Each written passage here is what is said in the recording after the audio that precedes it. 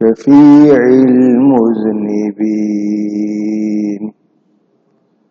سيدنا ومولانا محمد رسول رب العالمين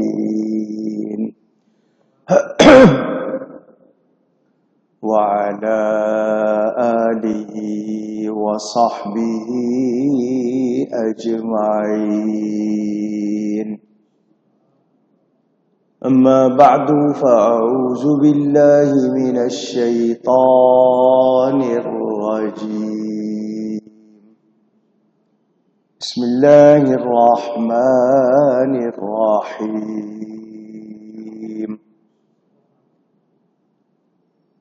ومما رزقناهم ينفقون. صدق الله العلی العظیم. محبت کے ساتھ ایک مرتبہ درود شریف پڑھ لیجئے. اللهم صل على سيدنا ومولانا محمد معدن الجود والكرم وآله وصحبه وبارك وسلم. الصلاة والسلام عليك يا رسول الله. الصلاة والسلام عليك يا حبيب الله.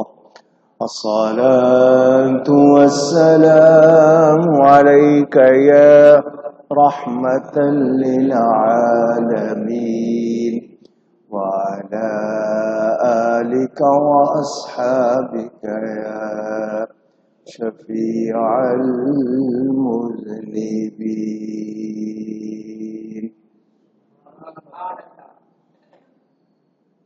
جس کسی کے پاس موبائل فون ہے اس کی گھنٹی نہ بجے، سب سائلنٹ کر لیں. وہاں دروازے پر جو ہوں وہ آنے والوں کو کہہ دیں کہ اپنے فون سائلنٹ کریں، کسی کی گھنٹی کی آواز نہ آئے. حمد و صلات کے بعد قرآن کریم کے کچھ الفاظ آپ کے سامنے تلاوت کیے ہیں. ماہ رمضان کا دوسرا جمعہ ہے. ہر سال ہمارے ہاں یہ ترتیب ہے کہ ماہ رمضان کے دوسرے جمعے میں زکوٰۃ اور اس سے متعلق فضائل مسائل بیان کرتا ہوں، کیونکہ یہاں بہت سے لوگ رمضان میں زکوٰۃ نکالتے ہیں زیادہ ثواب کی خاطر. تو اس موقع پر ضروری باتیں اس موضوع کے حوالے سے آپ کے سامنے پیش کروں گا. اللہ تعالی مجھے حق بیان کرنے، ہم سب کو حق سن کر اس کو قبول کرنے، اس پر عمل کرنے اور اس پر قائم رہنے کی توفیق عطا فرمائے.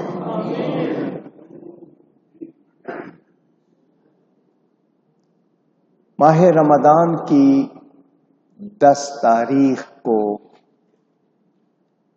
سندھ والے یوم باب الاسلام بھی مناتے ہیں، اور دنیا بھر میں سب سے پہلی اسلام لانے والی ہستی ام المومنین حضرت سیداتنا خدیجۃ الکبریٰ رضی اللہ تعالی عنہا کا یوم وصال. تو ہم دوسرے جمعے میں ان کی یاد مناتے ہیں. اللہ تعالی ان پر کروڑوں رحمتیں فرمائے اور ان کے صدقے ہم سب کی بخشش فرمائے. بنیادی طور پر سورہ بقرہ کے شروع میں مسلمانوں کی، ایمان والوں کی 6 نشانیاں بیان ہوئی ہیں.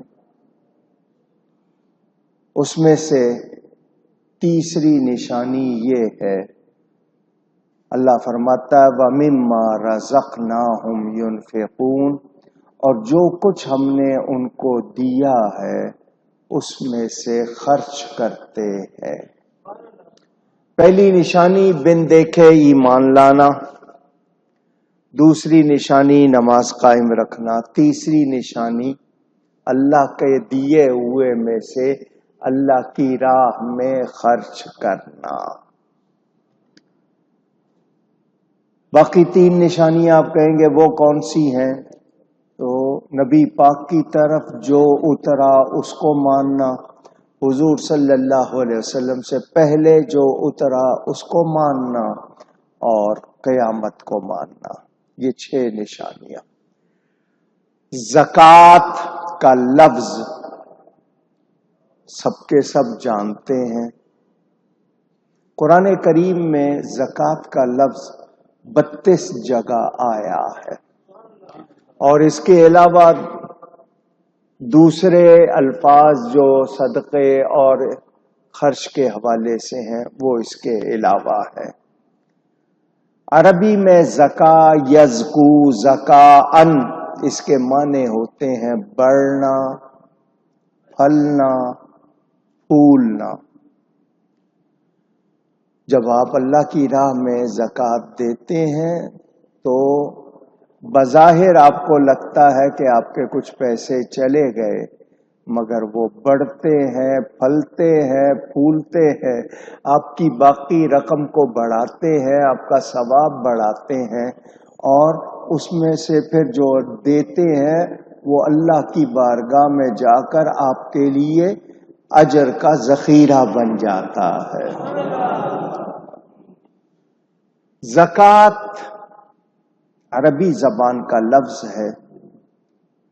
لفظی معنی بتا دیے، اب اصطلاحی معنی یہ اسلام کی بلند و بالا پاک عمارت کے بنیادی ستونوں میں سے ایک ہے. بنیادی ستونوں میں سے کہیے گا ایک ہے. 5 ہے نا، بنی الاسلام علی 5، 5 پر ہے نا اسلام کی بنیاد. آپ ان کو ستون کہیں، پلر کہیں، ارکان کہیں. سب سے پہلا گواہی، دوسرا نماز، تیسرا زکوٰۃ، چوتھا روزہ، اور 5واں حج. یہ 5. تو یہ اسلام کی اس عمارت کے ارکان میں سے، ستونوں میں سے ایک اہم ستون ہے. یہ اسلام کا مالی نظام ہے. کوئی بھی آپ ادارہ لے لیں، تنظیم لے لیں، اس میں اگر آپ کے پاس مالی شعبہ یا مالی سلسلہ نہیں ہے تو پھر آپ اسے چلا نہیں پاتے. اللہ کو کوئی ضرورت نہیں ہے. اللہ تعالی نے ہمارے لیے مہربانی کی ہے کہ ہم ایک معاشرے میں رہتے ہوئے یہ جو کمزور ہے، نادار ہیں، مستحق ہے، ان کو بھی اپنے ساتھ زندگی میں شامل رکھیں تاکہ سب کے سب آسانی سے بسر کر سکے. کوئی لینے والا ہے، کوئی دینے والا ہے. تو یہ اللہ تعالی نے ایک نظام بنایا ہے